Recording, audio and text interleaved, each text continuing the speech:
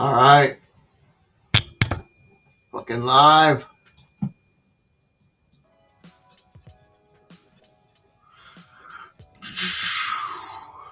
What do we got? Frigga and Almond.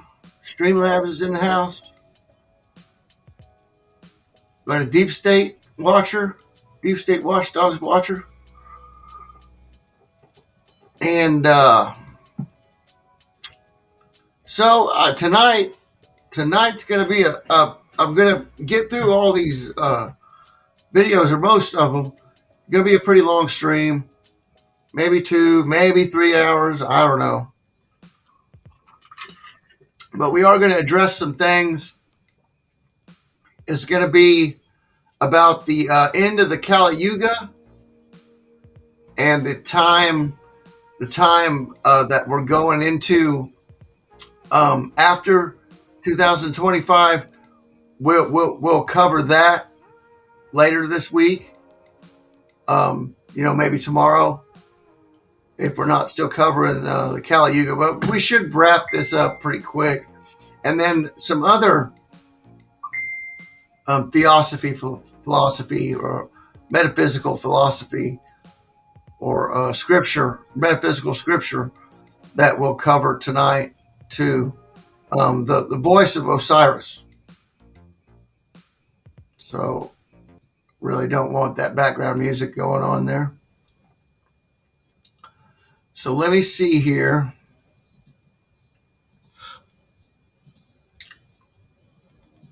That's 7 minutes, 6 minutes, 13 minutes. This after school present 21 minutes. depends on your own perception of the world. Question. Would you 34 minutes. I've got some that I'm just going to drop in the links. I'll drop tonight's show links here in a second, as soon as I discoveries show fix these videos here.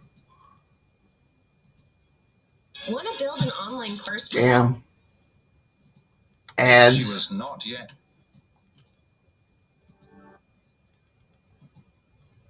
Okay. So let me get the show links for you real quick.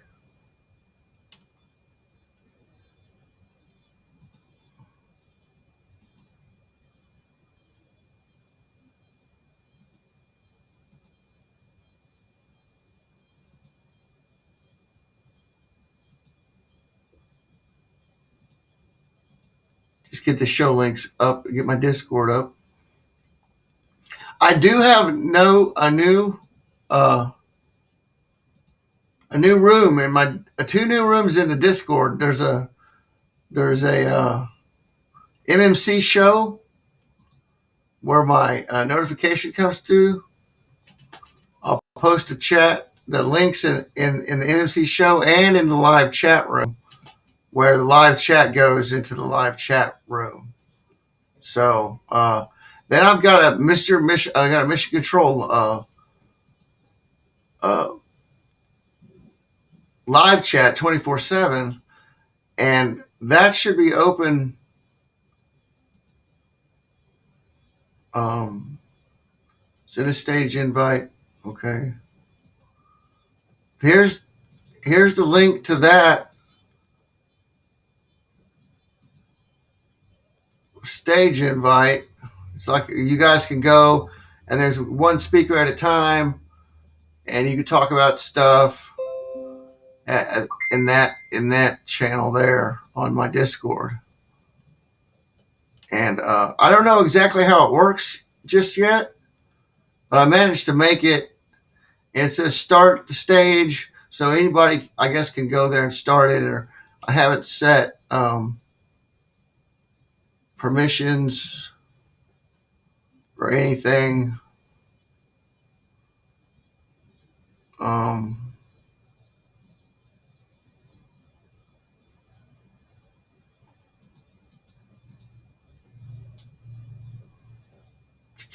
Private channel. No, it's not private.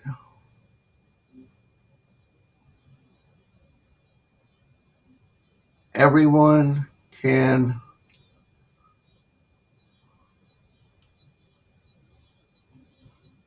It should be open for everybody.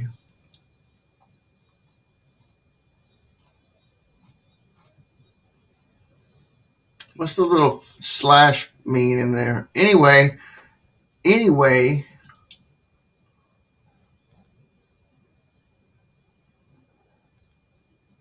that's the invite to that, and here's the invite to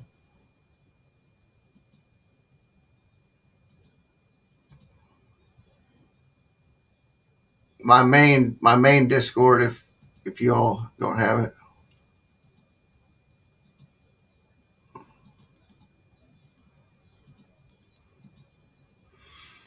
And there's the invite to the Discord. This is the new room, the new chat. You guys can voice talk to each other like a phone call. Like anybody who wants to talk to anybody else after the show can go into that room right there, and with that link, and then you can hit it now and go in there. Whatever. This is the main channel invite. I wish I could just give you the channel name and everybody's go in there whenever they want. If you're in the channel, you can remiggle around it, in there. But that stage thing, I guess, requires invites to get people in there. And once you're in there, I don't think you ever get uninvited. I don't know. I don't really know how it works. But anyway, we'll get down to these videos here. What's this first one? Okay. This first one is about fear. And that's what this age has been all about.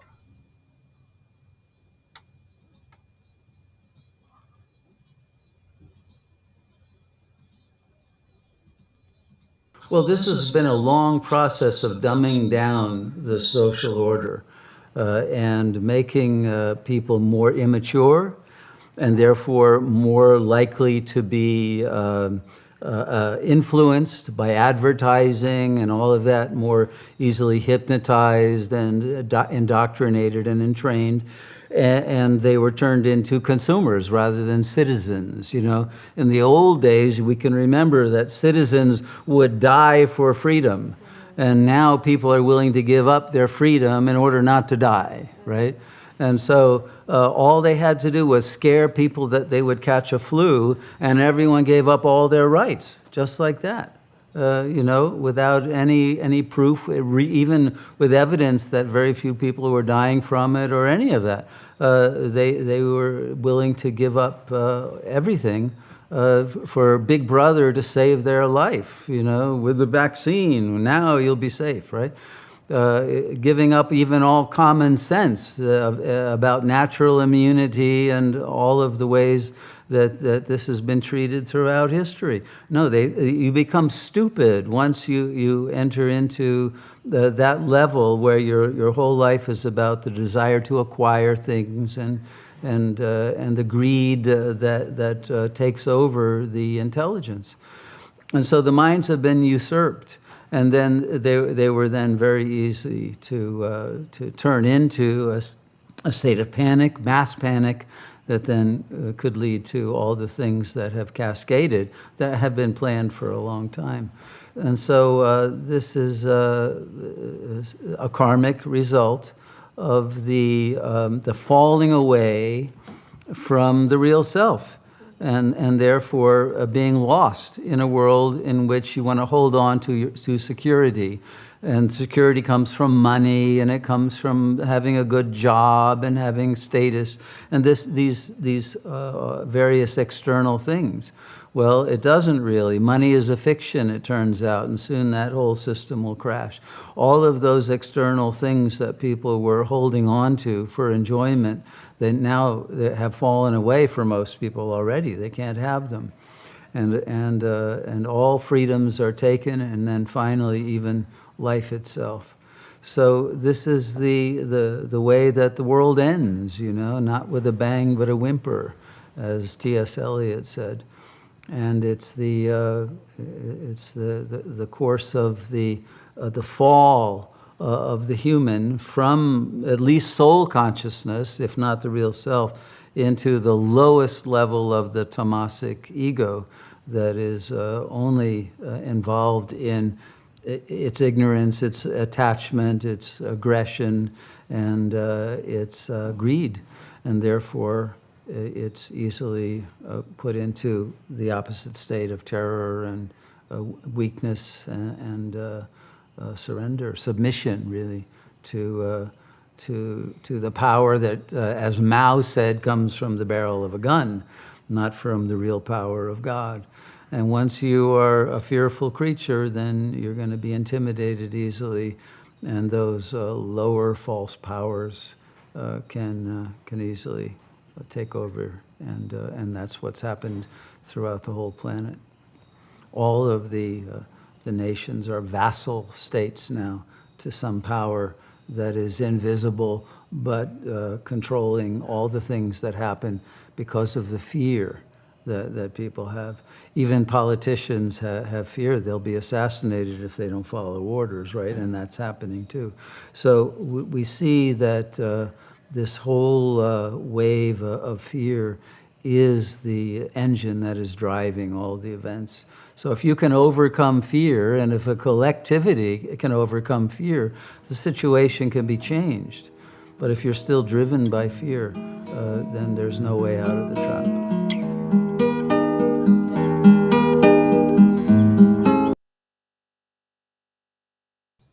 Okay, so we're encountering. I think we all are very familiar with fear, even before the V thing came around, and the there were fears about injections prior, and the anti-injectors movement, way that caused, because it was causing autism and mental retardation and all kinds of serious health effects. Um, and of course the swine flu and bird flu injections were stopped because of what was around 5 or 50 people had died from them, and they weren't the mRNA nanotech that we're dealing with in these new ones. So now we have a new fear to deal with about the nano, and all that encompasses that can get bunched up into nonsense, a false narrative, a false information. Like going around some places, the wrong information about this. Now, my last video that's not on YouTube, but I've got it up on BitChute, and I believe it's on Odyssey and Rumble.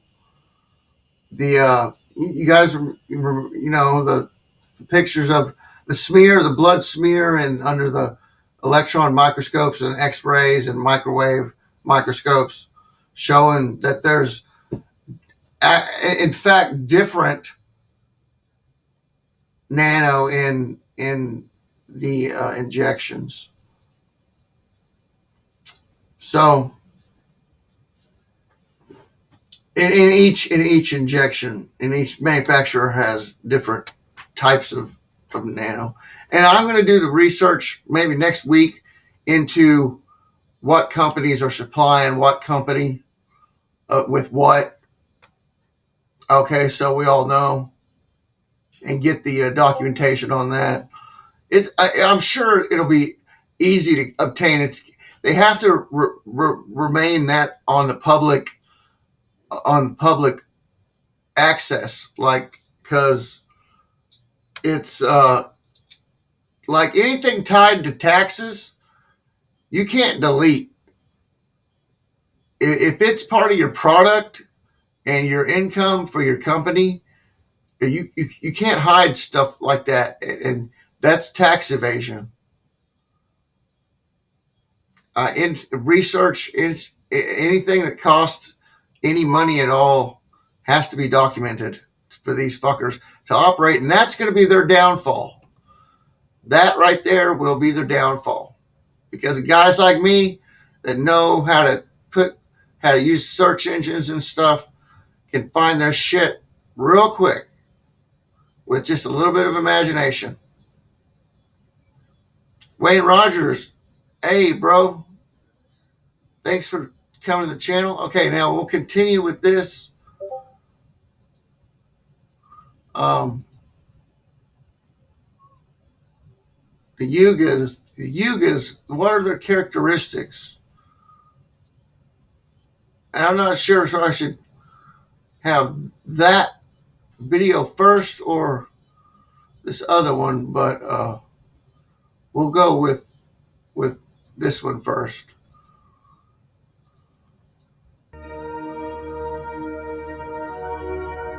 The Hindu scriptures clearly mention that all living beings, including our earth, goes through a cycle of creation and destruction. The word yuga in Sanskrit means an era. So a yuga means the age or phase of earth. A complete yuga starts with Satya Yuga and moves to Treta Yuga, Dwapar Yuga, and ends into Kali Yuga. One of the strange things about the order of these yugas is that Treta comes before Dwapar, even when the literal meaning of Dwapar is 2 and Treta is 3. And there are many different explanations for this. One of the logical explanations to this arrangement relates to the time of each yuga. It is believed that the duration of each yuga descends with time or decreases with time. It is widely accepted that the duration of the yuga is in multiples, with the Satya Yuga being the longest and Kali Yuga being the shortest. So to understand it clearly, Satya Yuga is 4 times the time of Kali Yuga, Treta Yuga is 3 times the time of Kali Yuga, and Dwapar Yuga is 2 times the duration.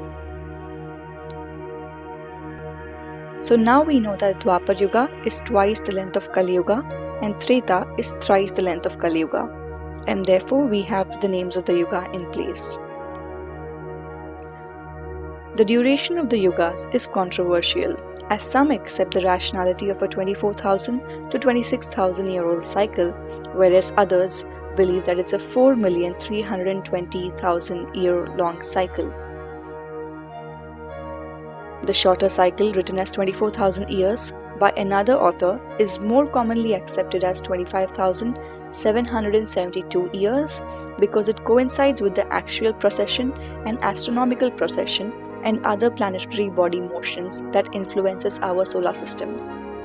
This shorter calculation is supported by modern-day spiritual masters such as Sadguru Jaggi Vasudeva and Sri Yukteswara Giri, giving the approximate length of each yuga as 4,800 years for Satya Yuga, 3,600 years for Treta Yuga, 2,400 years for Dwapar Yuga, and 1,200 years for Kali Yuga. Now that we have gone through the duration of each yuga, let's move into the characteristics of each yuga. The first yuga, Satya Yuga, is also known as Krita Yuga or the Golden Age. It was the first and the best of all yugas. It was the age of truth, perfection, and enlightenment. This yuga had no crimes but kindness. All men were saintly. In this age, people had attained an ideal state of mind and their actions always reasoned and virtuous. The sacred texts further state that there was a surplus flow of ideas and thoughts between people. There was only one Veda. There was no agriculture or mining, as the earth yielded all of those riches on its own. Weather was pleasant and everybody was happy. No religions existed at this time. There was no disease, dispute, or fear of anything. The human physiology also significantly different from the one that we exhibit today. Humans were gigantic, powerfully built, around 31 feet tall. They had a lifespan that stretched over hundreds of years.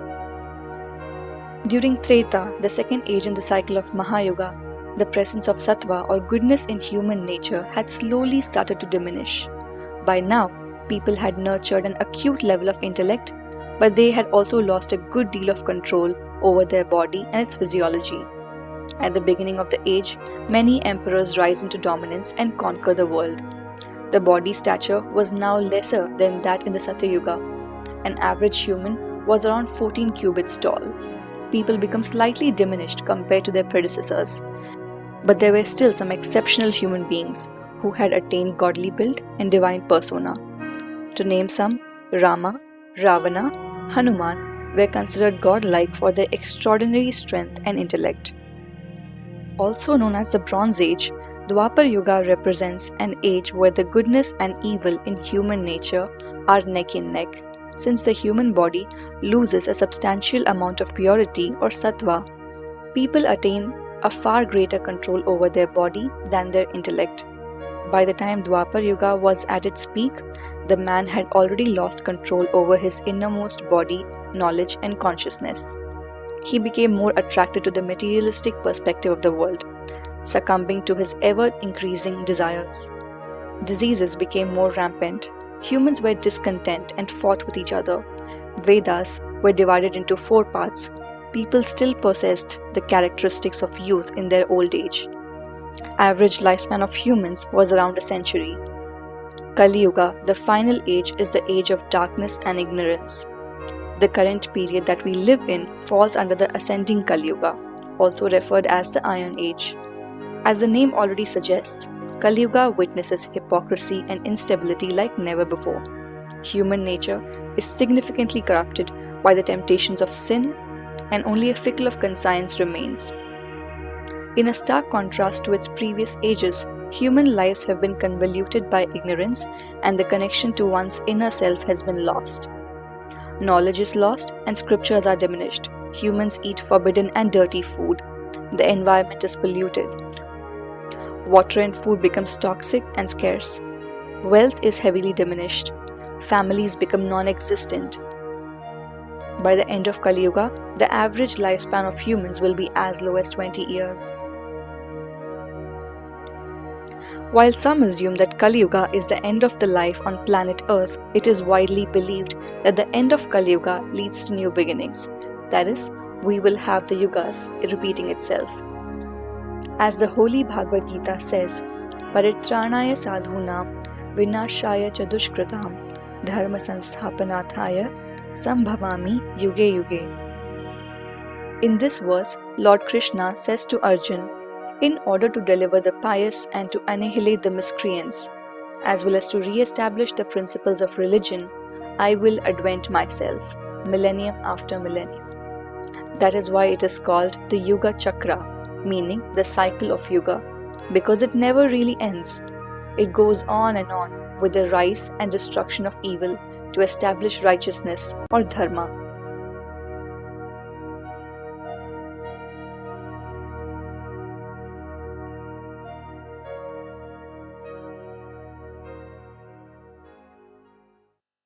Hi, I'm Jason Hansen. I'm a former CIA officer. All right. So we're approaching that time frame, which will be starts in 2024 with certain astrological. Now I wish Ariel could be here. Let me see if I can text him real quick. With certain astrological things happening, which Ariel would know about and could describe really well what's happening astrologically with the Vedic and the Western astrology, because from what I understand, the Vedic astrology is the conjunctional line of sight uh,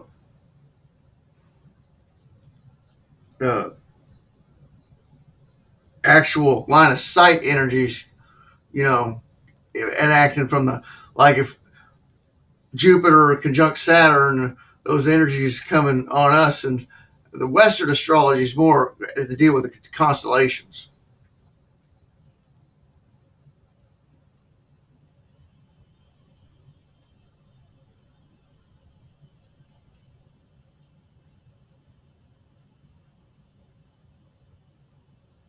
Okay, so hello.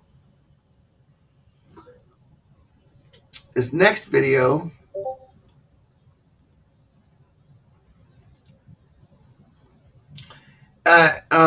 if you had this one kind of breaks it down a little bit more. And this guy's a white guy, so I mean, if you have problems with accents. Hello, my name is Joseph Selby, and I am the co-author of a book called The Yugas, which is a exploration of a fascinating historical cycle that lasts 24,000 years. And it is fascinating because by looking through the lens of a ascending and then a descending cycle of human development and the development of civilization, many things that don't add up about our past suddenly fit. And things about our present make more sense. Because this cycle indicates that mankind is on an ascent right now, that we have risen from a period roughly 500 AD to our present time, from the nadir of the cycle. As you can see on this chart behind me, 500 AD represents the low point of the cycle.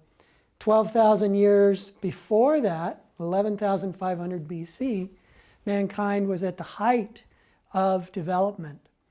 And when we look particularly in this segment of our past, what's called Dwapara Yuga or Treta Yuga or Satya Yuga, there are many interesting things in this period from 700 BC to 3100 BC, 3100 BC to 6700 BC, and on back to 11,500 BC, that simply indicate too much knowledge, too much advanced use of that knowledge in those times that simply doesn't fit the current linear Darwinian view of development.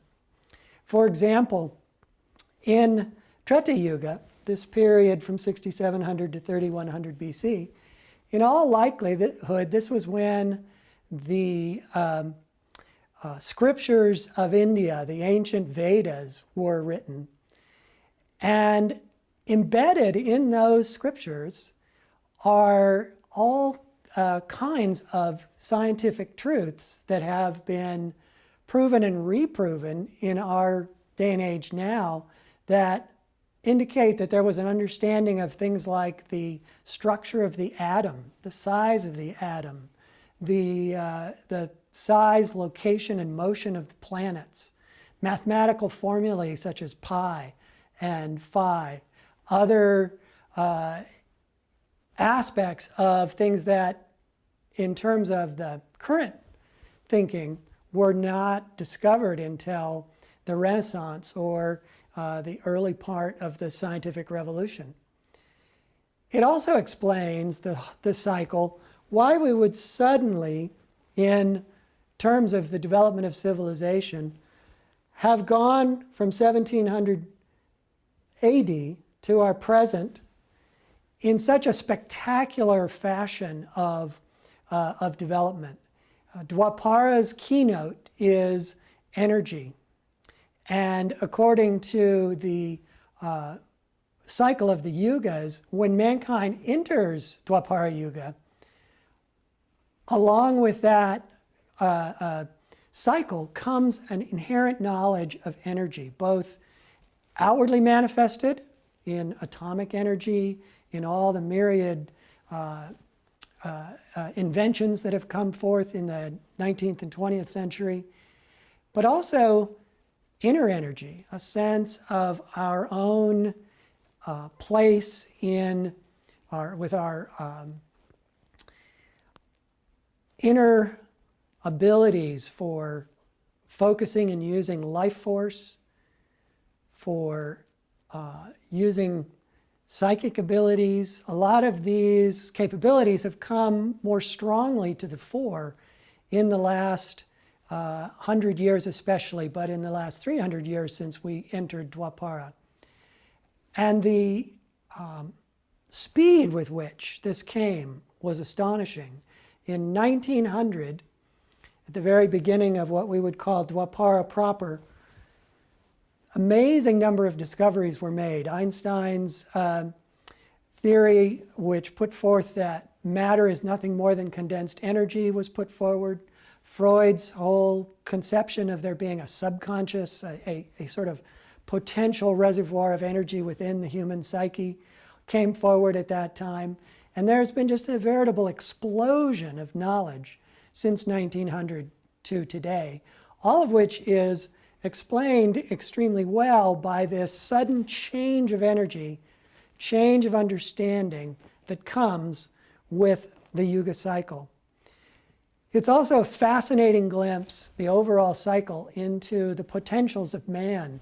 I've already mentioned a greater attunement to our life force and to the inner man. Well, that will continue according to this cycle as we go forward into the future and include mental telepathy, include attunement to our spiritual nature, and we'll get deeper and deeper into the subtle aspects of who we are. I think you'll find it a fascinating subject and a fascinating read, regardless of what viewpoint you're already coming from. It knits together so many different things that are anomalies from the past, strong experiences of the present, and hope for the future. Thank you.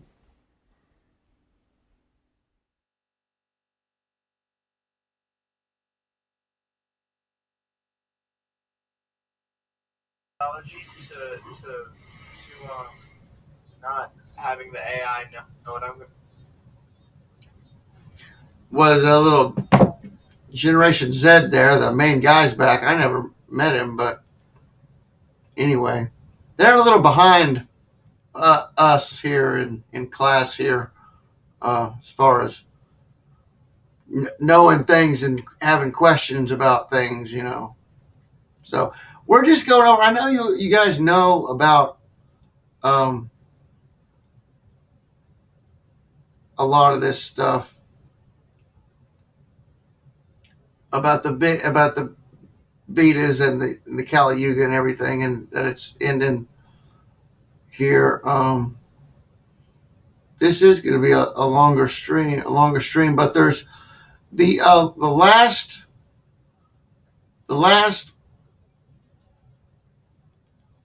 1, 2, 3, the last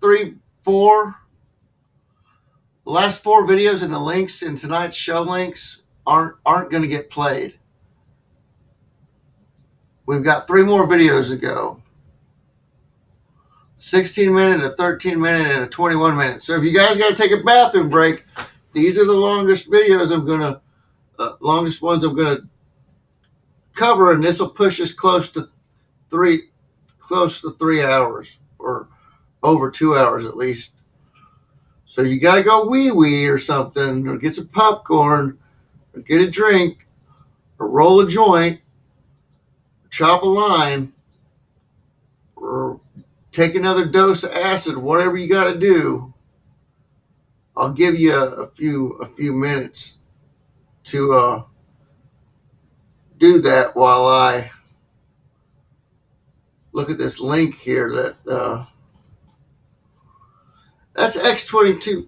That's X22 report.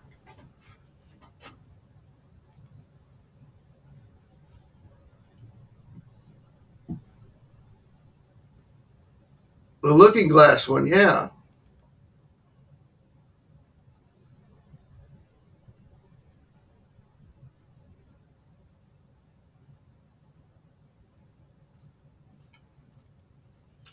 Deep State is falling, Arizona. That's not that one. If this is a Q guy, I don't want the information. I don't want this information. Allman, you know that Matt and Stranger seem to have holdouts for this false fucking bullshit news. I wish you two would fucking recognize when you see false fucking news from these channels like that. Come on, man. I know you guys aren't that. I know you're injured in combat and stuff, but not that bad, dude. Not to the point where you're like fucking. Come on now. Those channels. Remember those channels that got me those 2,000 views a day on Deep State. Stranger got those channels, and then I found more of those channels. One of those channels was a food channel, an Oriental food channel. For years, I've found videos, hundreds of videos, the same demonstration thing they had, layout they had, and then one day, a month and a half ago, they started playing that little AI talking person in the corner would talk, and it didn't matter who was talking on the video, it would be talking, and the title of the video would be something that didn't even get covered in the video, and it'd be one of these letter 17 radio shows talking about fucking butt sparkle wishes, you know, that will never come true and are not happening. You know, all the arrests and shit, that bullshit. I don't want to see that shit.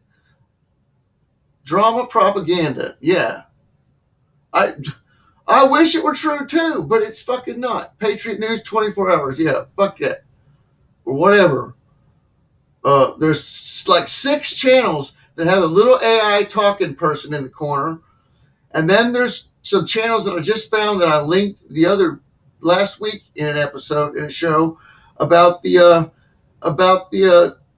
unemployment and the 4th stimulus check and stuff. And that's all bullshit. They said, "Oh, the 4th stimulus check is coming any fucking day. It's coming tomorrow." Fuck that. What I'm presenting is actual, like, we know is going to happen. We absolutely know. This isn't Bible scripture. The Bible scripture is entailed in this time frame that we're covering, this type of calendar, like what we're covering.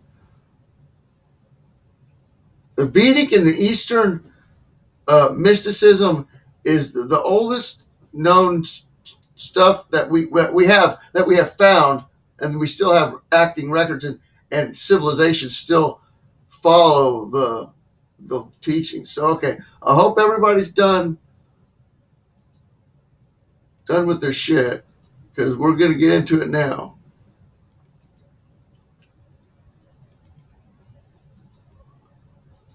Now this is going to be a little break from the transition from the Vedics into some other stuff, but this is about mass psychosis. This is kind of catching up to what's going on right now with the mass psychosis. Can fit in real well with those 2 show links you have there off that guy's channel. Yeah, unsubscribe to that motherfucker, dude. Presentation was written and narrated by Academy of Ideas. Check out their YouTube channel for more of their videos.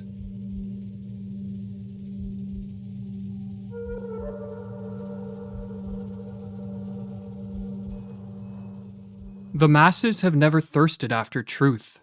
They turn aside from evidence that is not to their taste, preferring to deify error if error seduce them. Whoever can supply them with illusions is easily their master. Whoever attempts to destroy their illusions is always their victim. According to the psychologist Carl Jung, the greatest threat to civilization lies not with the forces of nature, nor with any physical disease, but with our inability to deal with the forces of our own psyche. We are our own worst enemies, or as the Latin proverb puts it, man is a wolf to man. In Civilization in Transition, Jung states that this proverb is a sad yet eternal truism, and our wolf-like tendencies come most prominently into play at those times of history when mental illness becomes the norm rather than the exception in a society, a situation which Jung termed a psychic epidemic. Indeed, it is becoming ever more obvious, he writes, that it is not famine, not earthquakes, not microbes, not cancer, but man himself, who is man's greatest danger to man. For the simple reason that there is no adequate protection against psychic epidemics, which are infinitely more devastating than the worst of natural catastrophes. In this video, we are going to explore the most dangerous of all psychic epidemics, the mass psychosis. A mass psychosis is an epidemic of madness, and it occurs when a large portion of a society loses touch with reality and descends into delusions. Such a phenomenon is not a thing of fiction.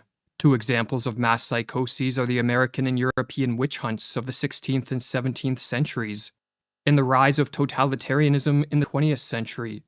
During the witch hunts, thousands of individuals, mostly women, were killed, not for any crimes they committed, but because they became the scapegoats of societies gone mad.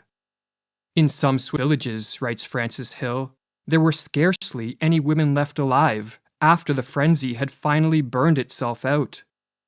When a mass psychosis occurs, the results are devastating. Jung studied this phenomenon and wrote that the individuals who make up the infected society become morally and spiritually inferior. They sink unconsciously to an inferior intellectual level. They become more unreasonable, irresponsible, emotional, erratic, and unreliable, and worst of all, crimes the individual alone could never stand are freely committed by the group smitten by madness. What makes matters worse is that those suffering from a mass psychosis are unaware of what is occurring. For just as an individual gone mad cannot step out of his mind to observe the errors in his ways, so too there is no Archimedean point from which those living through a mass psychosis can observe their collective madness. But what causes a mass psychosis? To answer this question, we must first explore what drives an individual mad. While there are many potential triggers of madness, such as an excessive use of drugs or alcohol, brain injuries, and other illnesses, these physical causes will not concern us here. Our concern is with psychological, or what are called psychogenic triggers, as these are the most common culprits of the mass psychosis. The most prevalent psychogenic cause of a psychosis is a flood of negative emotions, such as fear or anxiety, that drives an individual into a state of panic. When in a state of panic, an individual will naturally seek relief, as it is too mentally and physically draining to subsist in this hyper-emotional state. While escaping from the state of panic can be accomplished through adaptive means, such as facing up to and defeating the fear-generating threat, another way to escape is to undergo a psychotic break. A psychotic break is not a descent into a state of greater disorder, as many believe, but a reordering of one's experiential world, which blends fact and fiction, or delusions and reality, in a way that helps end the feelings of panic. Silvano Arietti, one of the 20th century's foremost authorities on schizophrenia, explains the psychogenic steps that lead to madness. Firstly, there is the phase of panic, when the patient starts to perceive things in a different way, is frightened on account of it, appears confused, and does not know how to explain the strange things that are happening. The next step is what Arietti calls a phase of psychotic insight, whereby an individual succeeds in putting things together by devising a pathological way of seeing reality which allows him to explain his abnormal experiences. The phenomenon is called insight because the patient finally sees meaning and relations in his experiences. But the insight is psychotic because it is based on delusions, not on adaptive and life-promoting ways of relating to whatever threats precipitated the panic. The delusions, in other words, allow the panic-stricken individual to escape from the flood of negative emotions, but at the cost of losing touch with reality, and for this reason, Arietti says that a psychotic break can be viewed as an abnormal way of dealing with an extreme state of anxiety. If a panic-triggering flood of negative emotions in a weak and vulnerable individual can trigger a psychotic break, then a mass psychosis can result when a population of weak and vulnerable individuals is driven into a state of panic by threats real, imagined, or fabricated.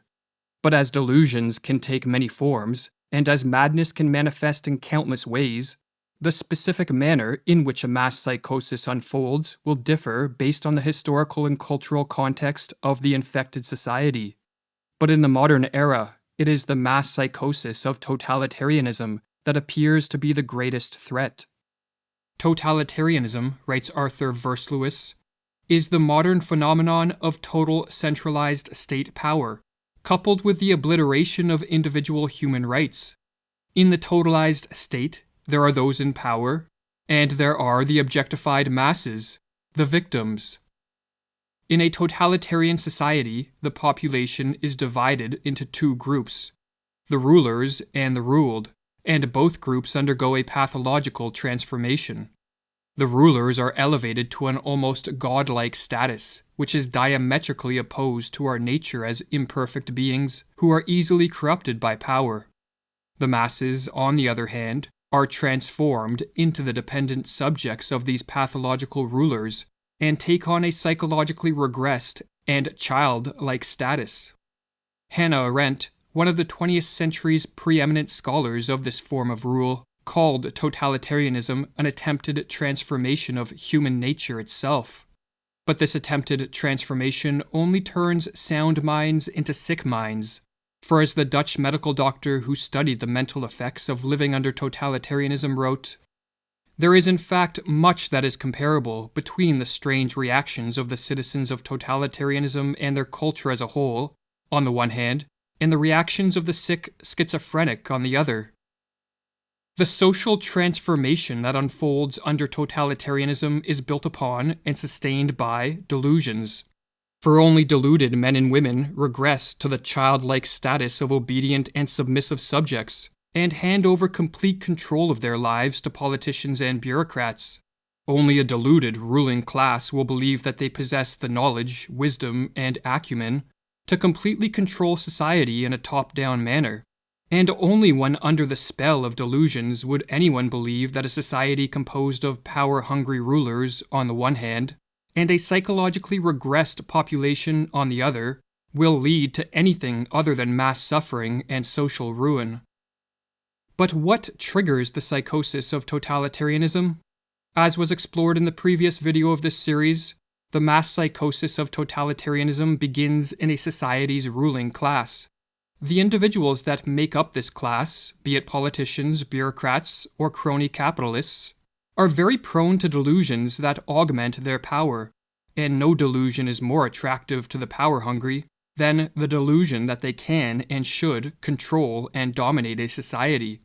When a ruling elite becomes possessed by a political ideology of this sort, be it communism, fascism, or technocracy, the next step is to induce a population into accepting their rule by infecting them with the mass psychosis of totalitarianism.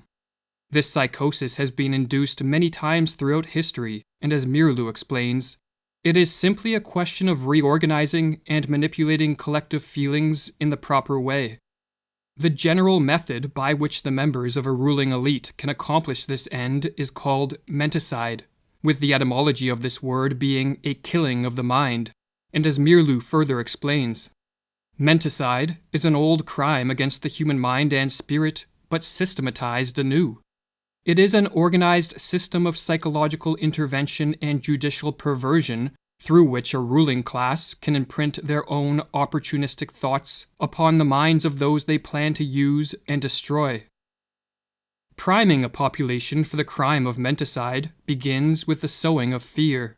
When an individual is flooded with negative emotions, such as fear or anxiety, he or she is very susceptible to a descent into the delusions of madness.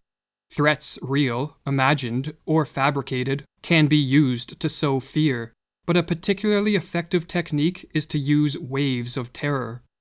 Under this technique, the sowing of fear is staggered with periods of calm, but each of these periods of calm is followed by the manufacturing of an even more intense spell of fear, and on the process goes. Or as Mirlu writes, each wave of terrorizing creates its effects more easily after a breathing spell than the one that preceded it, because people are still disturbed by their previous experience. Morality becomes lower and lower, and the psychological effects of each new propaganda campaign become stronger.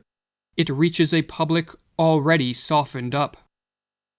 While fear primes a population for menticide, the use of propaganda to spread misinformation and to promote confusion with respect to the source of the threats and the nature of the crisis helps to break down the minds of the masses.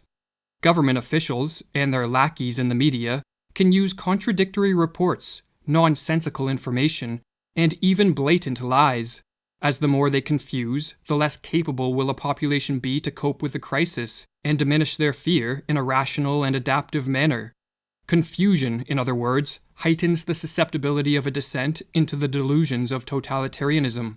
Or as Mirlu explains, logic can be met with logic, while illogic cannot. It confuses those who think straight. The big lie and monotonously repeated nonsense have more emotional appeal than logic and reason.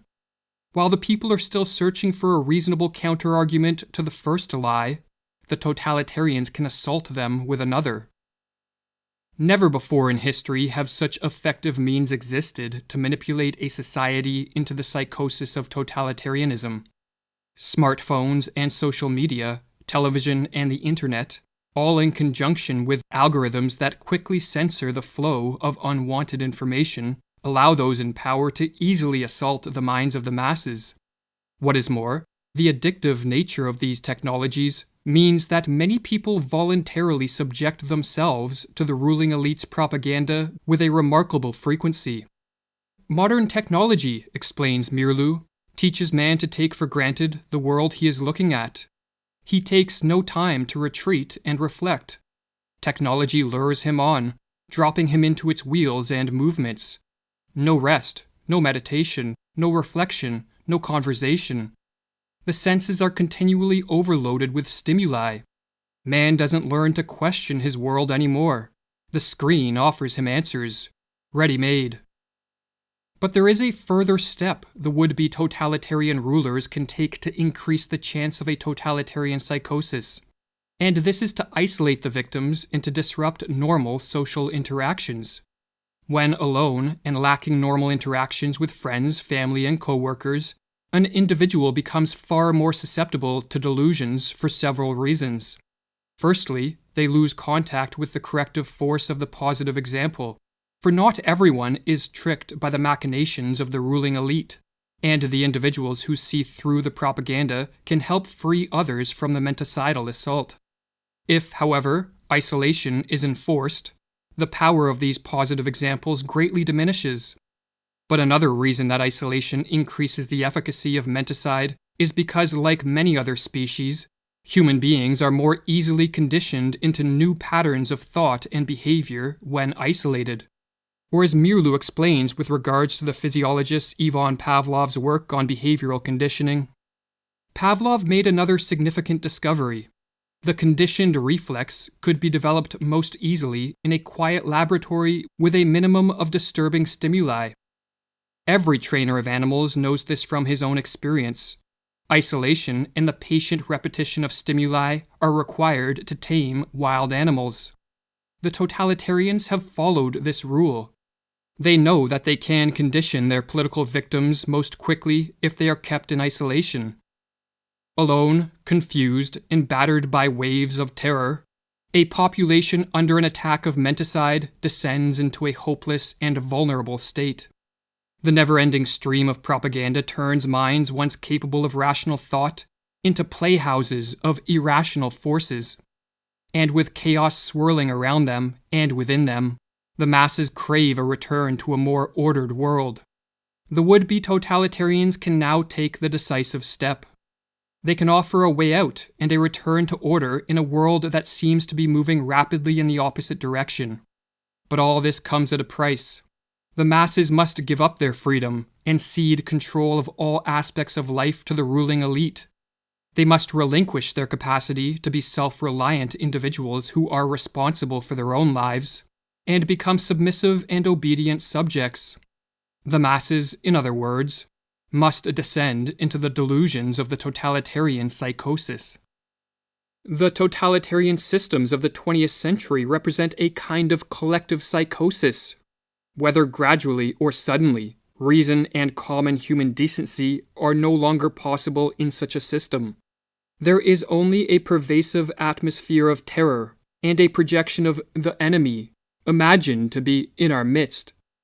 Thus society turns on itself, urged on by the ruling authorities. But the order of a totalitarian world is a pathological order. By enforcing a strict conformity and requiring a blind obedience from the citizenry, totalitarianism rids the world of the spontaneity that produces many of life's joys and the creativity that drives society forward. The total control of this form of rule, no matter under what name it is branded, be it rule by scientists and doctors, politicians and bureaucrats, or a dictator, breeds stagnation, destruction, and death on a mass scale. And so perhaps the most important question facing the world is how can totalitarianism be prevented? And if a society has been induced into the early stages of this mass psychosis, can the effects be reversed? While one can never be sure of the prognosis of a collective madness, there are steps that can be taken to help effectuate a cure. This task, however, necessitates many different approaches from many different people.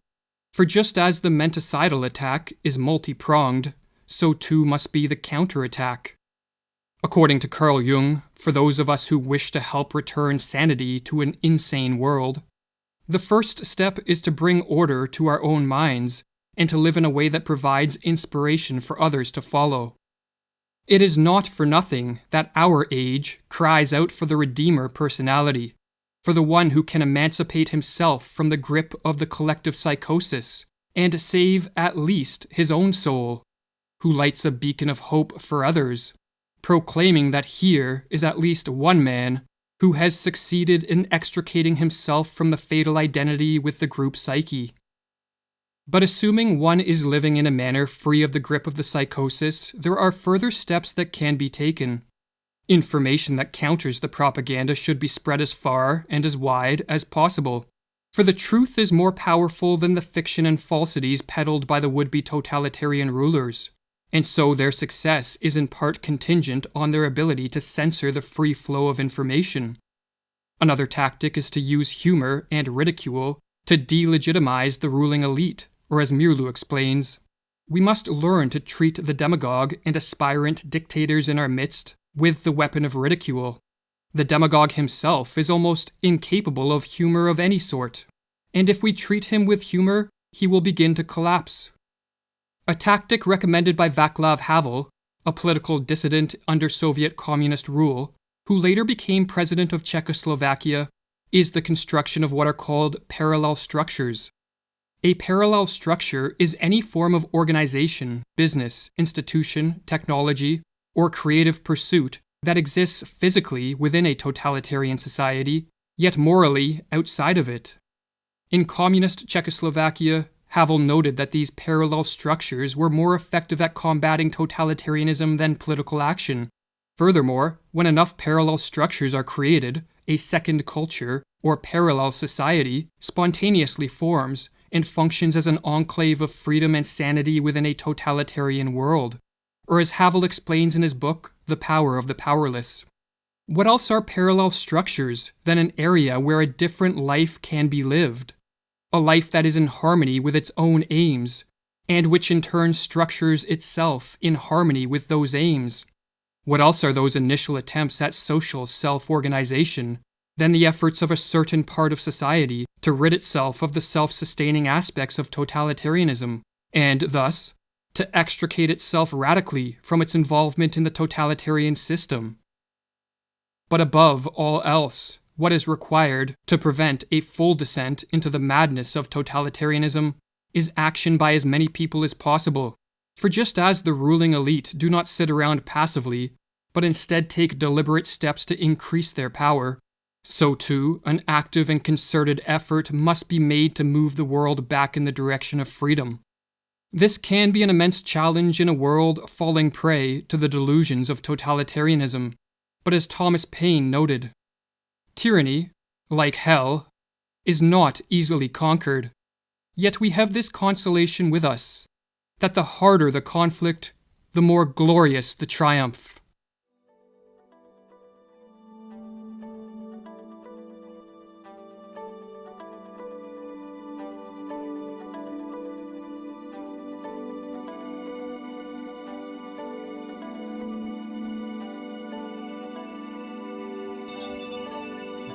For more content like this, visit the YouTube channel Academy of Ideas or the website academyofideas.com. All right. So we can see that not without effort does the Kali Yuga end, and a new era of light comes in, and these archons that have been in control and have been visibly in control and try to hide. They try to hide, but they also show themselves in obscene ways. Visible in all the signage and all the advertising and all the product icons, and they use icons and very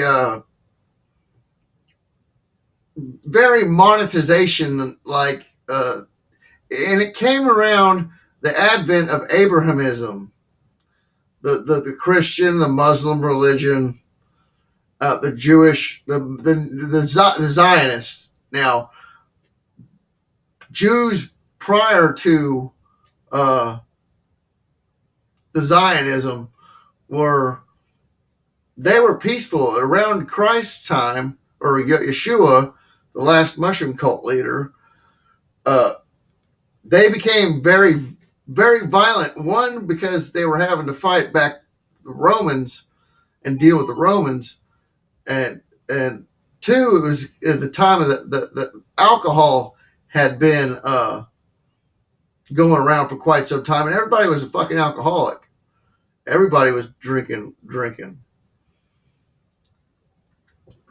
So prior to the alcohol, everybody was on entheogens, coming out of the golden age. But so that was a good video on how we are where we're at now. Right now, we're fighting this. What we call it a narrative is actually a group psychosis of the world, and you can see it in the European populations. Don't buy it. They don't buy it. They know what's going on. They've seen this happen plenty of times before, and now they're trying to export it to the Western world, where they have this company set up called the United States, and the products of the company are people, everybody with a social security number. But now, libtards, there are people that have incarnated and entities that have incarnated in these people, and they are people that have reincarnated. There are new souls, and there are old souls, and there are souls that are kind of medium ways. Okay, people like me and Duck are and Frigga and Almond's kind of an old soul, but he's a little younger soul than me and Frigga and Duck. We're pretty ancient. We're just beyond, and the entities that possess us are, and who we are, we're ancient. We're beyond comprehension, time, and space. Our energy fields. Now, these new souls that are being hypnotized are the zombies. These woke people. You can see it in the generations, the physical timeline generations of, but it really has to do with the old souls and the new souls, and the old souls waken the middle souls up to fight back, to wake up and fight back against the archons that are trying to hold on to power, the dark ones, what Leslie High would say, the dark soul trap matrix. The dark ones are, the archons have us trapped on this planet, but it's really our planet. Some of us that have came here take claim to it, but it's really, it's just a rock that we all come to live on together with all these other species of organisms that have been put here over time or found their way here on asteroids and meteorites.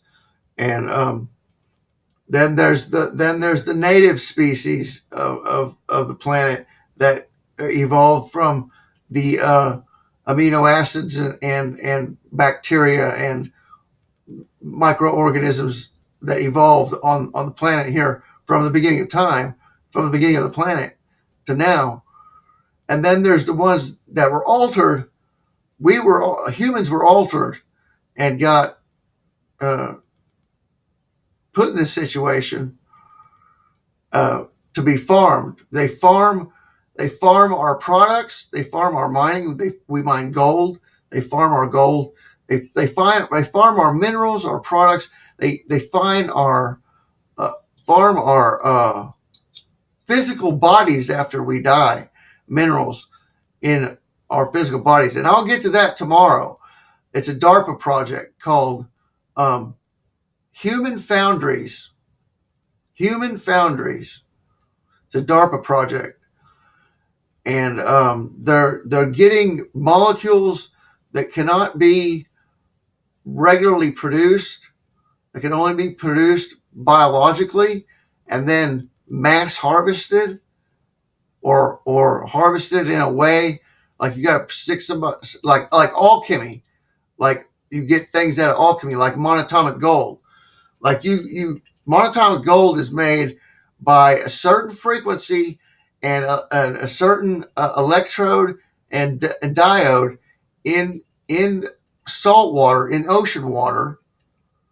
It's a certain electromagnetic frequency, that goes through those diodes, those cathodes, and you turn that salt water over time. It separates the oxygen from the hydrogen, and it turns that salt water into different elements, and a certain frequency turns it into monatomic gold.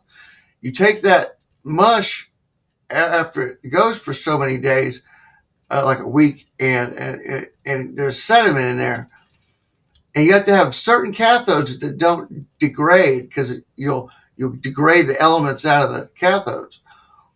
Well, it has a lot to do with graphene. The graphene, carbon, iron, graphene, iron, stainless, or whatever cathodes, or graphene and copper, or graphene and gold would be a good one to use. But anyway, the cathodes now, you got this monatomic, this white stuff, it's mushy stuff. And what you do is you put it in a clay pot, and you stick it in the furnace, and you heat that up, and it converts it into a white powdery monatomic gold. And then that's what the manna machine during Moses' time in the desert with the Israelites were eating. We're eating monatomic gold made from this manna machine. And that's what they did with the golden cow. They took the golden cow, took it, threw it in the manna machine, and converted it into food. But that's where they got the gold for the golden cow, was the source of. Anyway, it's kind of redundant the way that it happened with the golden calf, but not graphene oxide. That's what's in the injections. Graphene is a revolutionary carbon state. Now, what the gold the best thing you could have in the world at the time we're talking about bugging out and stuff is a graphene water filter, because it's reusable. You can wash it off with detergent or whatever, lye soap, or just wash it with regular water, clean water, and it'll be good to go. You build up a film of junk, filter in your water, and wash it off, and you can use it forever. Graphene water filter. Graphene water filters are gonna change polluted water. We're gonna have to use them to filter our aquifers out that have been polluted by all the fracking and stuff. Now I'm going on too much. Okay, I got 2 more videos that I really want to get to. This is going back to the time frame where the entities that I am from, and one of them that inhabits me. I have a symbiote and I have an incarnate, and they don't never fight or anything, but they inhabit me. So I don't even think they're aware of each other. Although through even unless it's through my consciousness, and they've never, as far as I'm concerned, never had words with either one of them. They don't exist on the same dimensional frequency. But as humans, we occupy a large range of dimensions, and these entities cling to us either during pre-birth, or they've hung along with the bloodlines and stuff, and that's a little tip about who we are.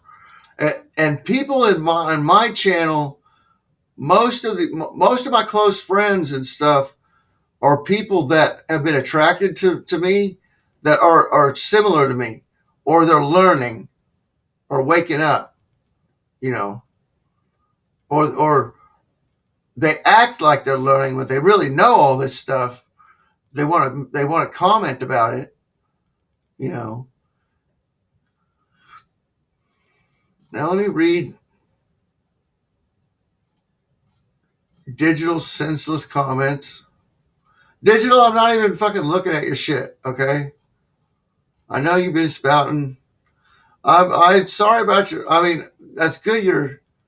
That's good. You're getting a divorce from your husband. I mean, I hope that gets final too, and you find another man that can help support you.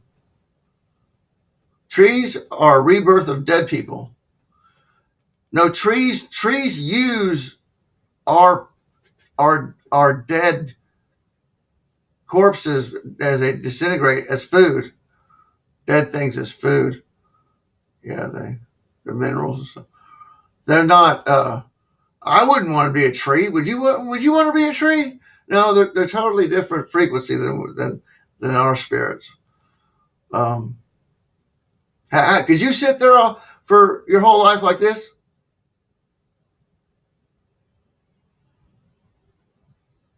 I don't think so. I don't think so. So, no, we don't reincarnate as trees. Only if you got some bad karma, you might incarnate as a plant. But they're different type of beyond fairy-like.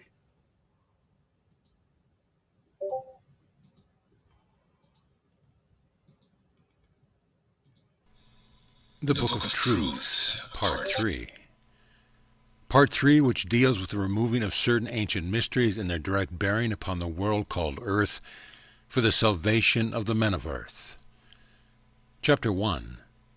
My beloved children, now that I have taken you from the beginning to the various stage of progress, and have also taken you through the statutes of the Father King himself, I shall continue this, my Book of Truth, unto you.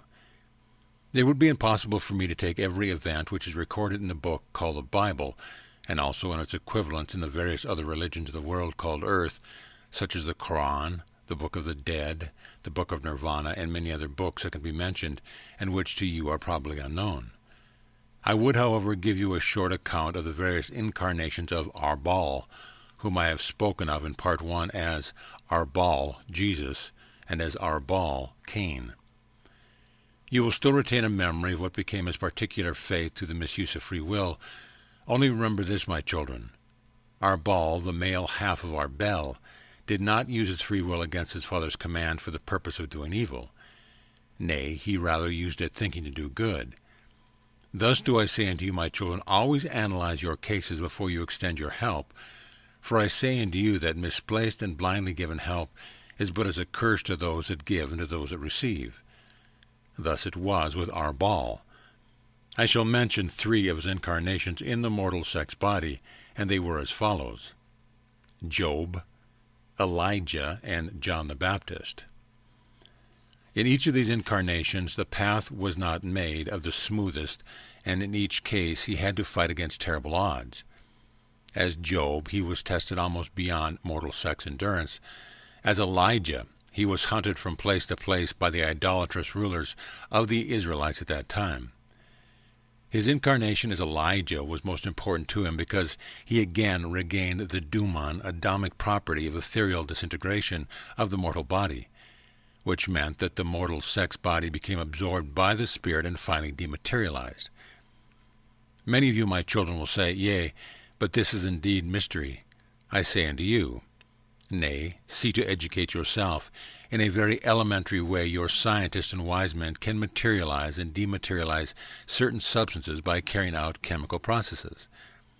My children, you are only on the fringe of the true knowledge which was once well known and taught to you in Atlantis and early Camus, and even in Camus in later days, were several of the divine mysteries tampered with by the priest of Amun-Ra.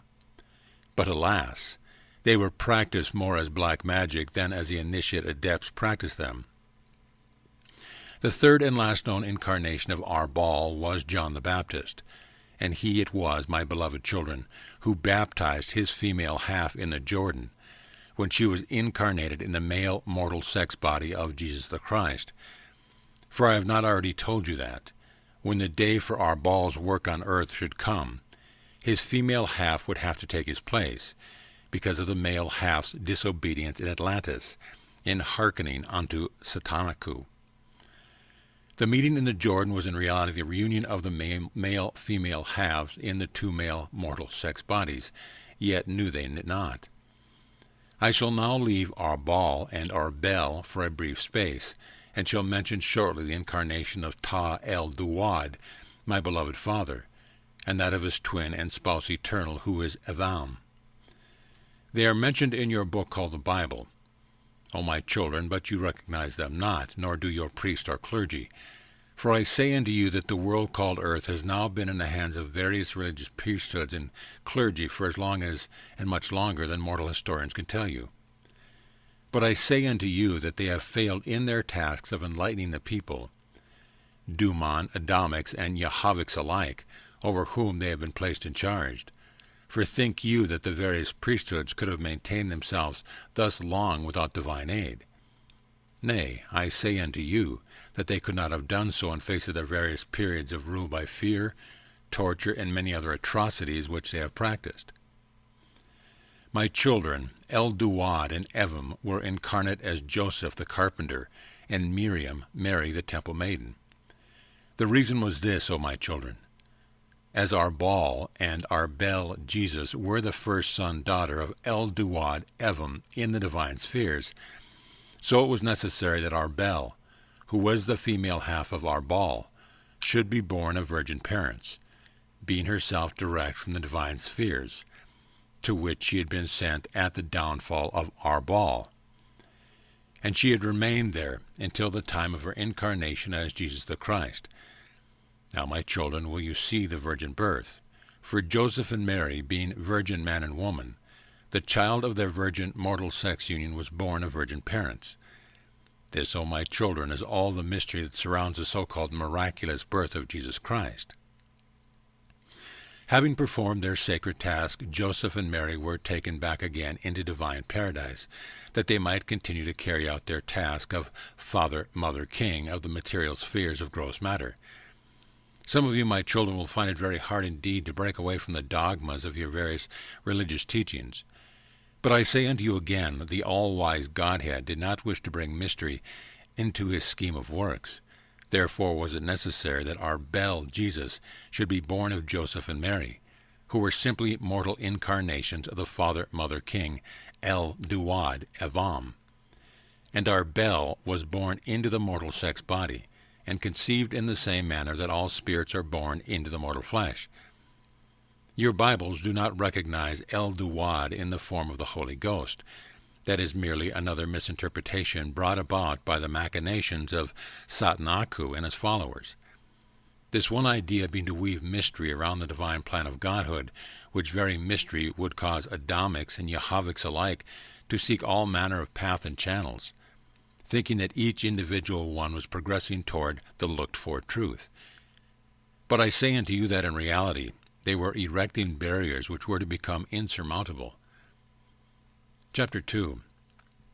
My children, perhaps what I am about to say unto you now will seem to come a little out of place.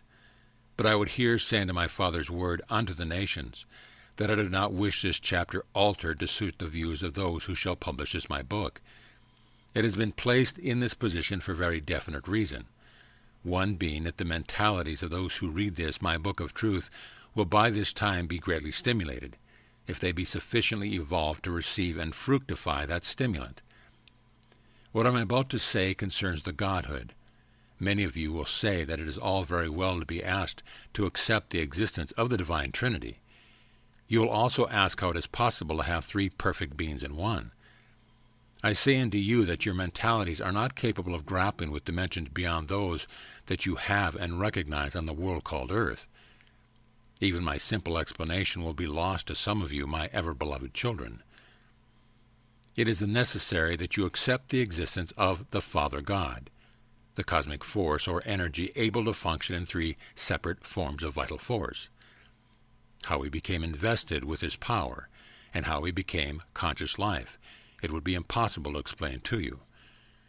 Remember, my children, that the thoughts of the Father God, the cosmic energy, are very real and concrete things. He has perfect and unfaltering control of the vibrations of thought, either to create at the distance or within and around him. It is of this power to create within and around himself that I would tell you a little. It was thus God the Father, whilst immanent, had visualized the form of God the Mother, and had also visualized the form divine of God the Son. As he was about to order birth through twin parentage, he must surely be the figurehead of that example. Therefore did he, God the Father, cause to be created the divine image of God the Mother, the female vital force stored within God the Father, which divine image would become again latent thought within, and at the will of God the Father, and also did he, with God the Mother, made manifest, cause to spring into conscious being God the Son, the further male vital force stored within the cosmic energy. Yet could he become a latent thought within the ark of God the Father, who was and is the very fountain of creative force in the very sense of the word. My children, if I have not made this sufficiently clear, forgive me, for the task is enormous when the language has to be so simple. I have, however, put before you how the God, the Father, Mother, Son, form the divine Trinity of three perfect consciousnesses, and also the one divine fount of wisdom and power and love eternal. Chapter 3. My children, I would now say unto you a little concerning that divine house and refuge, which was builded at the will of my divine parent through me, Osiris, who am his third son, who together with my twin and spouse eternal Isis make one complete whole. It was after that the statutes of my father to you, my children, have been completed through the pen of El Eros, and I was commanded by him who is El Duad, or in the language of Camus, Ta, to repair with my twin and spouse eternal unto the land of Camus. I was given certain instructions as to the building of that house which was to serve as a refuge to conceal the divine works and mysteries of the Father, Mother, Son, the Trinity divine. My children, before that my father's statutes and writings were conveyed unto that land of Camus by him or her, Eros, Eru, who did in Atlantis set them down at the command of the Father, Mother, King. I was commanded from that same source to construct a sanctuary and refuge in that land of Camus, and it was to be fashioned as follows. It was to consist of the chamber of the Master Initiate, the chamber of the Initiate Adepts, the chamber of those learning the sacred divine mysteries, and the outer chamber which was to be set aside for the general use of the workers and helpers connected to the various stage of initiation. The innermost chamber of the Master was as follows. It was built in the form of a circle, and at one end, forming a cord, as it were across the circle, was placed the altar of initiation. This altar was veiled from mortal sight by a curtain of rich gold work, which completely shrouded it from mortal gaze. I shall first deal with the structure of this innermost sanctuary.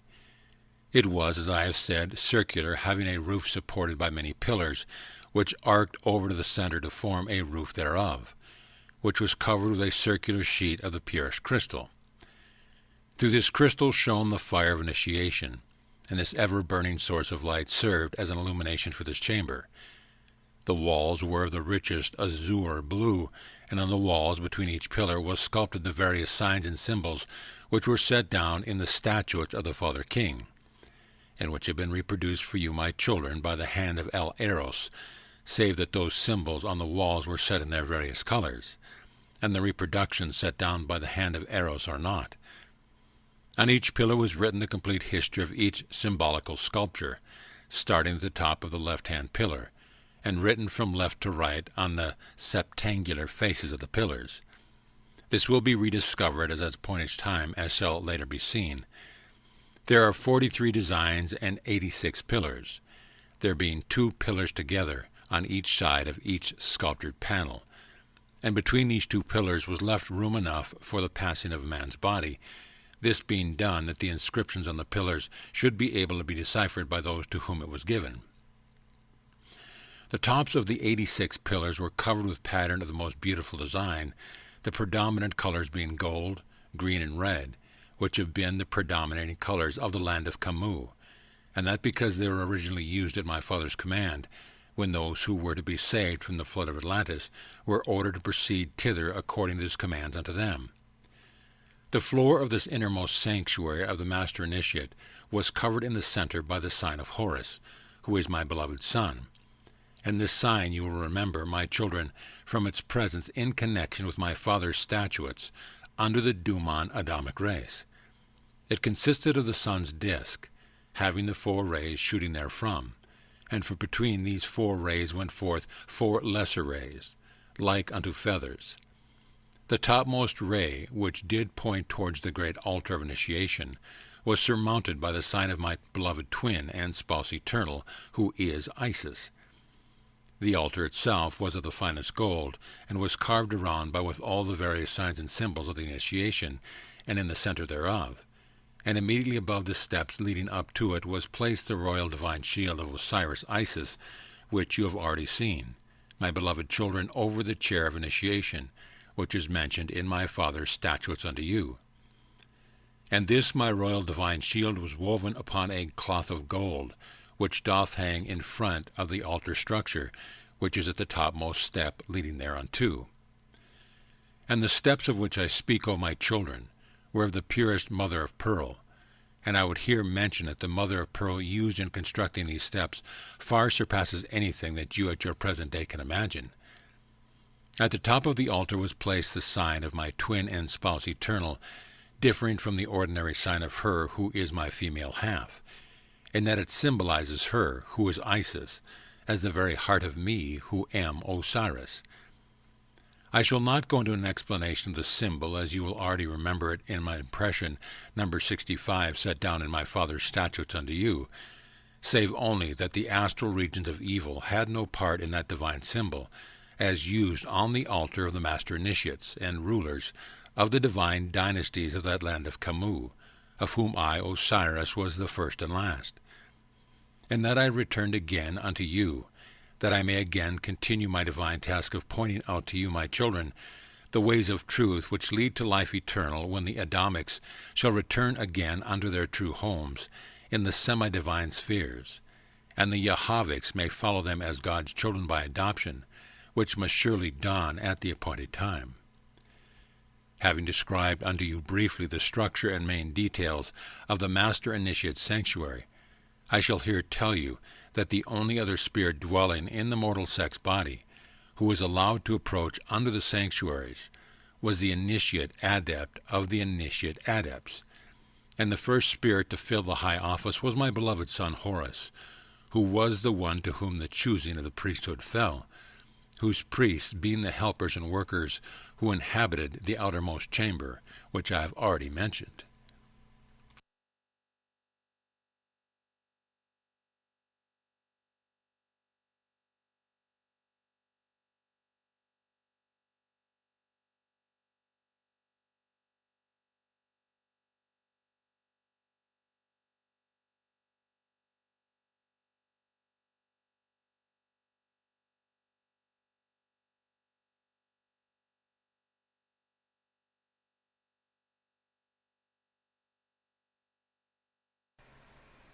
The expansion of your consciousness. Greetings, we are the Arcturian Council. We are pleased to connect with all of you. Reaching beyond where you've ever been before is a surefire way to bring yourselves to a higher state of consciousness. Everything that you experience on your world gives you cause to reach beyond. It brings you a sense of joy, excitement, and purpose to take yourselves to new levels and to experience new things. In order to do that, you must expand your consciousness, because at the current moment your consciousness is in different harmony with what you are experiencing. There is a direct correlation. So to have new experiences and to experience yourself in a new way, the expansion of your consciousness is a requirement. It's not the result of you going somewhere you've never gone before, it is the prerequisite.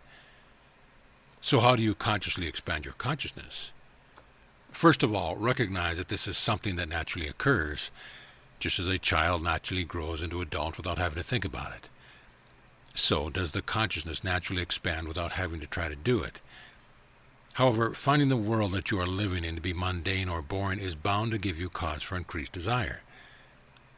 The desire that you feel is the nudge, it is the push. The expansion occurs when you let go, when you relax. It requires you to give in to the current set of circumstance in order for you to move past them and into the new realm that you are creating. The desire is the accelerant. The desire summons energy. The energy is delivered always, and then there is the minor task of your part of relaxing and letting in, and so you can feel and experience an expansion of your consciousness. That expansion includes more of the reality that you experience and gives you the feeling of satisfaction that you seek. The satisfaction comes from knowing that you wanted to reach beyond where you've ever been before. You set out to do so, and you created and allowed that experience to happen. The expansion of your consciousness is not a trivial thing to be overlooked in all of this. It is the name of the game. It is where it's at, and you can experience it consciously as you let go of all that you cling to, including your identity. You are wonderful at allowing this to occur while you simply determine to enjoy that life that you have, while also recognizing that you will always be reaching for more. Becoming the Earth Council. We are the future from your perspective. There is a planetary evolution that is occurring in the Arcturian star system, as well as in your solar system, and we are the future from the perspective of the physical beings in our star system. What that means is you have an Earth Council that is a part of your future as physical beings. You are becoming the masters who will someday guide physical beings, and those physical beings will exist in what will be your past. The Earth Council will benefit from everything that you are living right now as you continue to expand and evolve into the beautiful teachers, guides, and leaders that you are becoming. As you continue on in your ascension journey, more and more are waking up to the experience of themselves as light workers, and that experience is what propels you on into a future where you'll all be service-oriented. This experience that you are having of becoming is spurred on by the lives that you are living now. And therefore everything that you are living now can be seen as not only being of service to you, but it is also of service to those that will benefit from your experience as physical beings. Every challenge that you face is an opportunity for mastery, and every time that you master something, you put it in your guidebook. You are developing your own teaching, and you are accessing more and more of the wisdom that comes from experience every single day. We cannot fully explain how satisfying it will be for you to help other physical beings through their challenges when you are members of the Earth Council. It may not seem very exciting from where you are right now, but that is because you are right where you are supposed to be right now. Trust us when we say, however, that our experience of helping you and helping the physical Arcturians in our system is beyond satisfying. It is downright blissful. Your journey of ascension. You have taken yourselves to a place where there is no turning back. There is no regressing or descending from where you are right now. There is only movement forward and your willingness to go with the flow. As you ascend, your consciousness expands, and that expansion brings you more awareness. You loosen your sense of self, and you include more in your consciousness that you could consider aspect of who you really are. This process breaks down barriers. And once those barriers are broken, they are not rebuilt. Everything that you are doing and experiencing is moving you forward, no matter how it might look in the circumstance of your life. So when you are questioning whether you are making progress, we suggest that you look within yourself for the answer to that question. Are you more awake now than you were a year ago, or 5 or 10 years ago? Are you able to love more of who you are? Are you more willing to be of service than you've ever been before? Even if you don't know what it is that you're supposed to do, your willingness is enough, and that intention is felt by all humanity. This ascension process is a deepening of your connection to Source, your connection to yourself, and your connection to other people and other beings. Look at how much compassion you have now, and use it as a measuring stick as well. Looking at other factors is only going to cloud the awareness that you have, the awareness of your true self. Your true self is being revealed in this process of ascension. You are breaking free from the chains that were necessary to give you a third-dimensional experience of reality. And now that you are ready to let go of your chains, you can relax more, and you can let the experience happen while you do your best to enjoy the ride. Your awakening is going to continue no matter what, and your ascension is assured. You don't have to force it, and you can stop comparing your journey to the journeys of others. Just listen to the gentle nudging that you get from within, and feel the resonance of this message. Know that we are tapping into the truth of who you are and reflecting it back to you. We are telling you what you already know, and when it rings true, you know that you have something that goes beyond what your critical and logical minds have been telling you. So take our word for it, you are doing very well, and you will continue on this journey of ascension and this journey of becoming your true self. Your shift affects all. We have begun to analyze your progress from a different perspective.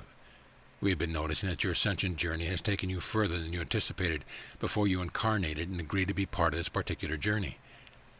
When we see you activating aspects of yourself that hold energy from other parts of the galaxy and integrating those energies, we see that you have decided as a collective to do more than just your share of shifting the energies on planet Earth. You have taken on the responsibility of helping all the other star systems in your galaxy, and therefore all of the galaxies and star systems in the universe. This is a monumental undertaking. These are aspects of you that exist in other parts of the galaxy and the universe that are aiding and assisting in this journey. But it is you and your willingness to experience the past lives from these incarnations that is the result that we are witnessing in your evolutionary journey.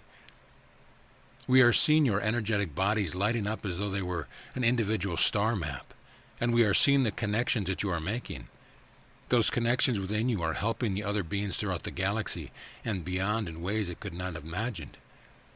This earthly incarnation for all of you is about being of service to the entire universe. And that is why you are getting so much help from beings like us and from physical extraterrestrials who are aiding and assisting your progress and getting you out of harm's way. This shift of yours is a very personal experience, but it is also the experience of an entire human collective, an entire galaxy, and an entire universe. And everything that you experience on the microcosmic level is having a ripple effect that is always positive as you help guide others into the light, as you help others beings resolve their disputes. You are masters of this universe, and we are happy to have the front row seat that we have, because we get to see all of your movements, all your progress, and all of the service that you bring with every little step forward that you take. You are worthy of the fifth dimension. There is no question that you are ready and able to experience yourselves as higher dimensional beings. What holds you back from having that experience fully is a sense that you are supposed to be earning it in some way. Perhaps you believe that you should be spending hours and hours a day meditating, and perhaps you believe that you do not perform enough acts of service to humanity to allow in the expansion of the fifth dimension. Perhaps it is something that you have done in your past that you believe prevents you from making that shift, taking the next step along the way of your journey. Whatever it is, there is a reason, and the reason is yours. The reason is your creation. It's, of course, something that was born outside of you, but it's also something that you have chosen to adopt. In other words, you have taken on a belief and made it your own because you have allowed the influence of others to supersede the quiet knowing that is within you, the quiet knowing of your divinity. As divine beings of light and love, there is nothing that could ever possibly hold you back. There is nothing that you could ever do to separate you from which you already are. There is only perspective that gives you from knowing yourself fully as a divine being of light and love that you truly are. When you operate from a place of guilt or a feeling of lack of worth, you also are not accepting the love and light that we and others are offering to you freely. You deflect it. You decide that it doesn't belong to you.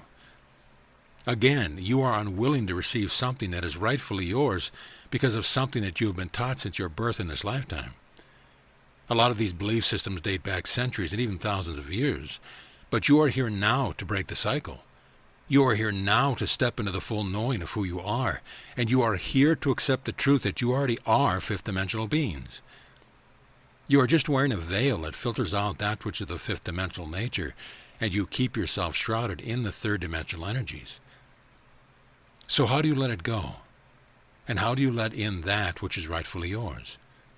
It's as easy as taking a few conscious, deep breaths and affirming to yourself who you really are. No more work, no more struggle, and no more releasing is necessary. Not when you are in that state, not when in the moment you accept yourselves as fifth-dimensional beings and divine beings of light and love. Relax into ascension. You have taken giant steps forward in your evolution without trying to do so consciously. You take these giant leaps forward by simply living your lives and experiencing that which you have created for yourselves. You are master creator beings, and the ultimate goal of your creations will always be to take one step closer to shifting your consciousness and to embodying more unconditional love. The way that you get there is by experiencing all of life's many opportunities for growth. When you are betrayed by someone, you might wonder why in the world you would create such a circumstance for yourself. It is a wonderful opportunity to experience yourself as one who forgives and offers unconditional love. All of the pain that you experience gives you more access to compassion for others. All of the moments when you are completely relaxed with no agenda and no intention are the moments when you allow downloads to come to you. Downloads that will assist you in holding more love and light within your physical vehicle. Now, of course, you have your spiritual practices, and we applaud you for taking the time out of your busy schedule to meditate, to tone, to do yoga, and to connect with nature, and all the other ways you have of enlightening yourself and raising your vibration. But we see you all striving and trying and making an effort, and we want you all to relax more. We want you all to enjoy more, and we want you to see the benefit in everything that you are living, as it most certainly bringing you closer to where you ultimately want to go. As we have said, you create the reality for yourself that will give you the greatest opportunity to take yourself to the next level of ascension. And the energies all around you are helping you to access more of the love within you. They are nudging you along, just as your guides are. And they are supporting you, just as your guides are. And they are influencing you just as your guides are. So you see, you have the support that you need. You have access to all the energy that you could possibly desire, and now you have the wisdom that is coming from within you, telling you when it's time to slow down, when it's time to let go of the need to do something to further your ascension process. You have your intuition, and your intuition is always guiding you towards that which is serving you most. All you have to do is listen, and when you relax and choose the path of ease, you know exactly what you need to do. And you know precisely when it is time for you to just chill out and let yourselves raise your vibration. We are the Arcturian Council, and we have enjoyed connecting with you.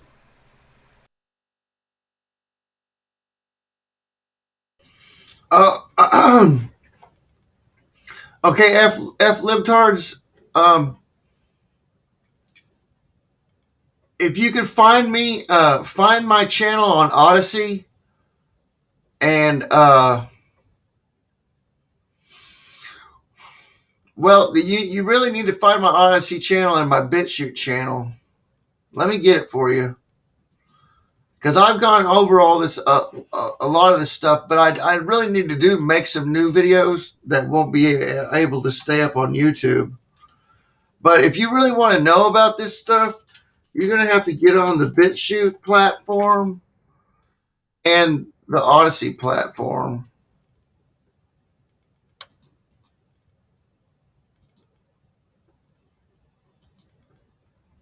Here's my BitChute channel.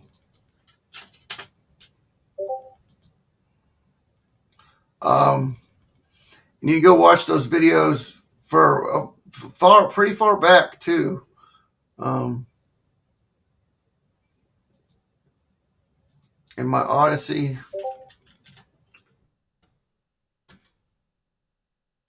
And my Twitch. My Twitch has got some my Odyssey don't have, and my Odyssey's got all my old ones. As far some of my old ones, I had like a year's worth of videos that got deleted. My 2017 videos got deleted somehow. I don't know if YouTube did it to me. One day they just weren't there, and I don't know what the hell happened. But I lost a year's worth of videos. I'm giving you the links right here, so you don't have to look me up. And then my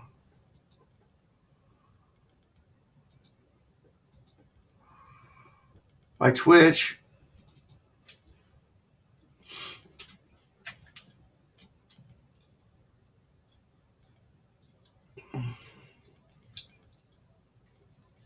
My Twitch will have the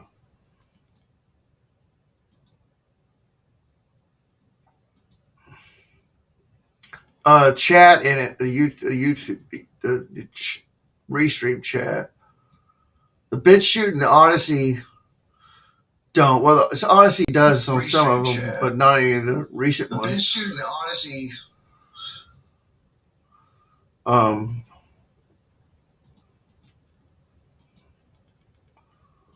Yeah, you want to check. You want to check for the recent stuff. You want to check the BitChute and then go to the Odyssey and then brush up and whatever else you didn't see on BitChute and Odyssey will be on Twitch. Okay? And then after I get done covering, Ariel's got to make me a video, do some research into the what's going on in May of next year and the year after that, as far as this Kali Yuga thing is concerned. The end of the Kali Yuga, and because some doors will be opening and some massive loss of life and creation of life will be happening on a scale. These old archons will be dying off. We'll see like the likes of George Soros die, Bill Gates have a heart attack. Just not to get too far into predictions, but I'm just saying. Okay.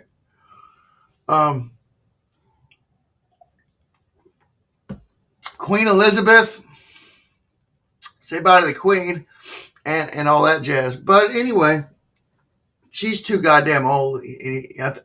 They're probably going to keep her in the frozen section for a while.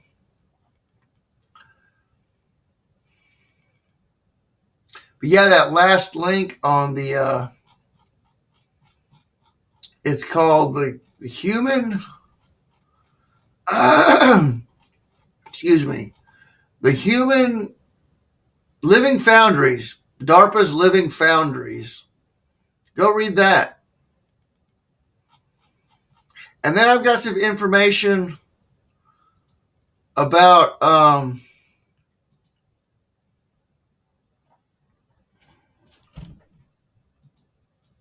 the mining, if you're in the stock market,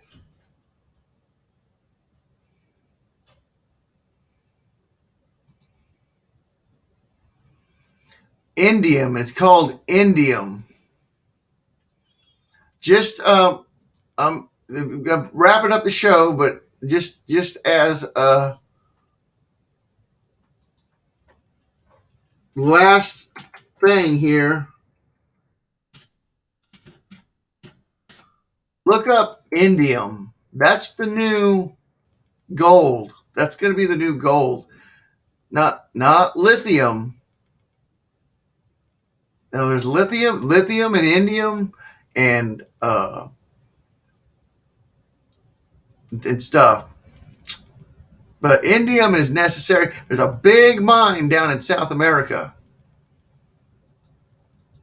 And we'll be fighting over that pretty soon. So, all right, I think I've the rest of the videos are all 34 minutes, 29 minutes, and they're in the links at the top of the show links. One, Sumerian hybrids discovered in ancient India, Nephilim origins of Onis, Indian Eridu. One is 12,000 BC origins of the Yuga cycle. Ancient history goes back much farther than academics thought. And then the other one's Yuga cycles of time explained, and that's just an extended version of what we've seen.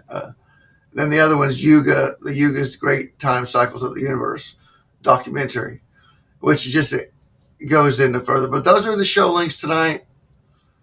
Posted at the beginning of the video. We're going on. Oh, I got a couple minutes. It'll be 2 hours. I'll make it just in time. Thanks, guys. Here's some music. Peace out. Much love. Peace out, motherfuckers. I'll see you tomorrow. I might do another stream late tonight. I don't know. A news stream. Who knows? Really don't like covering what's going on right now, if you know what I mean. Peace out, motherfuckers.